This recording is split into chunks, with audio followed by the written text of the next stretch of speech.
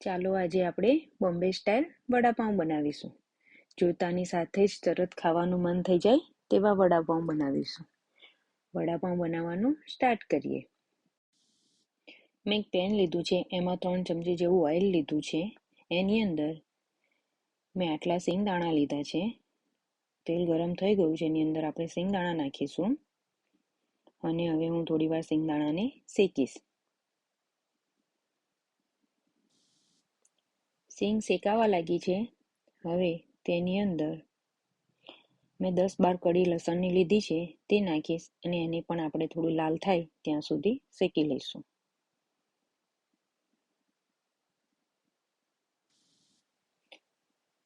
સિંગ અને લસણને આ રીતે આપણે થોડી વાર શેકીશું. આ મસાલો હું પાઉં પર લગાવવા માટે તૈયાર કરું છું.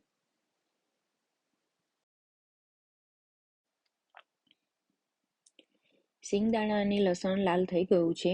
હવે ગેસની ફ્લેમ બંધ કરી દઈશું અને તેની અંદર 1 ચમચી જેટલું કાશ્મીરી મરચું અને આપણું રેગ્યુલર મરચું અડધી ચમચી જેવું નાખીશ અને સ્વાદ અનુસાર સોલ્ટ. હવે આ મસાલાને થોડી વાર ઠંડો થવા દઈશું. આ ઠંડો થાય ત્યાં સુધી આપણે અંદર નાખવાની મમરી બનાવી દઈશું. મેં એક બાઉલ લઈ લીધું છે, તેની અંદર 1 વાટકી ચણાનો લોટ, તેમાં ચપટી જેટલી હળદર, ચપટી જેટલું લાલ મરચું અને સ્વાદ અનુસાર સોલ્ટ નાખીશ.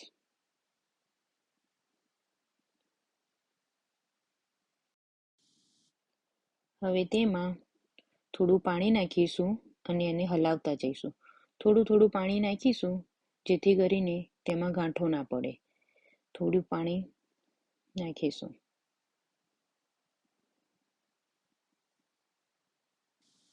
મેં આ રીતની કન્સિસ્ટન્સી રાખી છે. આ બેટરમાંથી હું થોડી મમરી બનાવીશ અને થોડું વડા માટે રાખીશ. મેં એક પેન લઈ લીધું છે, તેમાં તેલ ગરમ કરવા મૂકી દીધું છે. હવે હું તેમાં હાથની મદદથી આ રીતે મમરી પાડીશ. આ મમરી આપણે જે સિંગદાણાનો મસાલો બનાવ્યો છે તેમાં નાખવા માટે બનાવી છે. તો એને આ રીતે આપણે મીડિયમ ગેસ ઉપર ફ્રાય કરીશું. મમરી ફ્રાય થઈ ગઈ છે. હવે એને આપણે કાઢી લઈશું.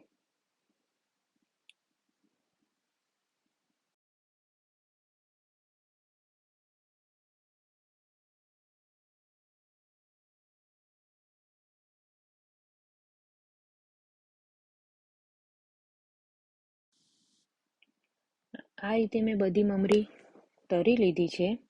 આ મમરી તરાતા બહુ વાર નથી લાગતી, 2-3 મિનિટમાં કડક થઈ જાય છે. તો એને હવે આપણે જે સિંગદાણા અને લસણ શેક્યું છે તેમાં આપણે નાખીશું અને ક્રશ કરી લઈશું.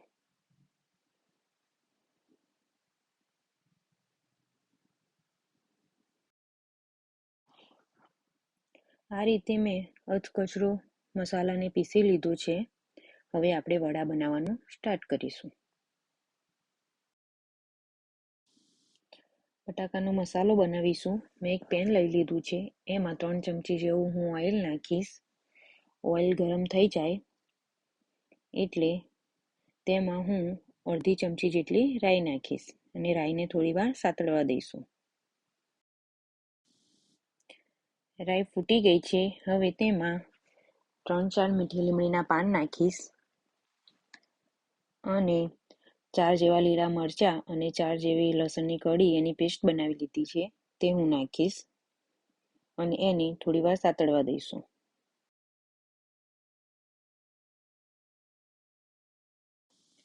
લસણ અને મરચાં સાતળાઈ ગયા છે. હવે હું ગેસની ફ્લેમ બંધ કરી લઈશ અને તેમાં અડધી ચમચી જેટલી હળદર નાખીશ અને હળદરને થોડી વાર હું તેલમાં સાતળી લઈશ જેથી એનો કાચો સ્વાદ જતો રહે.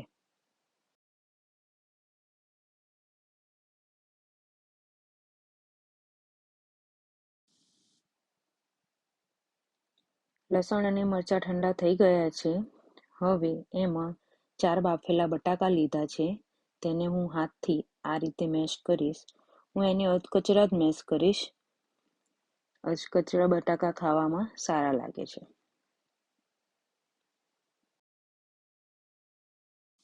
બધા બટાકાને મેં આ રીતે મેશ કરી લીધા છે. તેમાં અડધી ચમચી જેટલો ગરમ મસાલો અને સ્વાદ અનુસાર સોલ્ટ નાખીશ અને થોડી કોથમીર નાખીશ અને આ બધાને સરસ રીતે આપણે મિક્સ કરી લઈશું. આ રીતે બધું મિક્સ થઈ ગયું છે. હવે એને આપણે થોડી વાર ઠંડુ થવા દઈશું. હવે આ મસાલાને આપણે મીડિયમ સાઈઝના બોલ બનાવી લઈશું.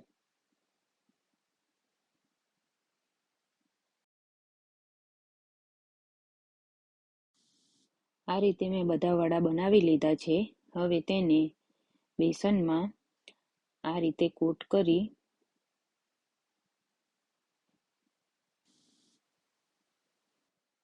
આ રીતે મેં વડાને કોટ કરી લીધા છે. હવે તેને આપણે ફ્રાય કરીશું.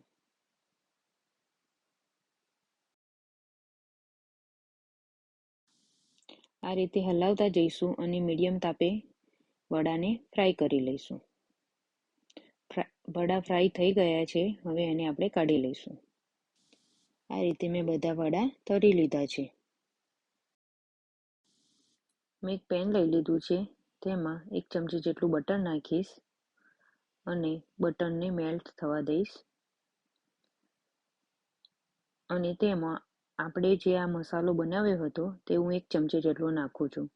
જો તમારે વધારે સ્પાઇસી ખાવું હોય તો તમે વધારે ઓછો કરી શકો છો. આ મસાલાને હવે હું તેલમાં થોડી વાર શેકાવા દઈશ. હવે મેં એક પાઉં લીધું છે. તેને આ રીતે વચ્ચેથી કટ કરી લીધું છે અને પાઉંને આ રીતે હું ફેરવતી જઈશ અને શેકી લઈશ અને બધો મસાલો હું તેમાં લગાવી દઈશ. એ રીતે મેં બધા પાઉંને શેકી લીધા છે. હવે આપણે સર્વ કરીશું. મેં એક વડું લીધું છે, એને આ રીતે વચ્ચે મૂકી દીધું છે. હવે તેમાં ઉપર એક તરેલું મરચું લીધું છે અને આ રીતે આપણે મૂકી દઈશું. વડાપાઉં બનીને તૈયાર છે. આ વડાપાઉં તમે ગ્રીન ચટણી સાથે અને લીલા મરચાં સાથે ખાઈ શકો છો. બન્યા છે ને એકદમ લારી જેવા વડાપાઉં. ચાલો તો વડાપાઉં ખાવા. Thank you.